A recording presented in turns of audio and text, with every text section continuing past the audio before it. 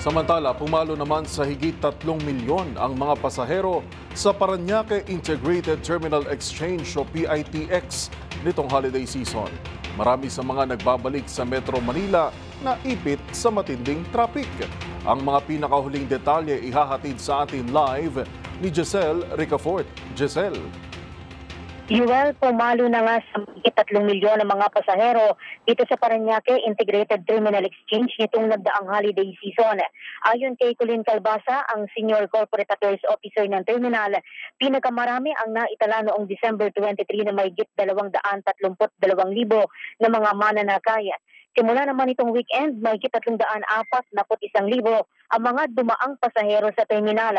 Kaninang umaga lamang may higit 50,000 na ang push-up sa PITX at inaasahan pang lulubaw sa may higit 170,000 ngayong balik trabaho at eskwela ang lahat sa ating mga kababayan. Kabilang dyan ang estudyanteng si Christian na dumanas daw ng malalang trapiko pabalik lamang ng Metro Manila mula doon sa Cavite at si Kuya Ireneo na pahirapan daw nakasakay mula sa Bicol. Pakinggan natin yung bahagi ng ating panayam. Sobrang traffic po, sobrang hirap po ng biyahe dahil nagsaan po talaga yung mga pasahero.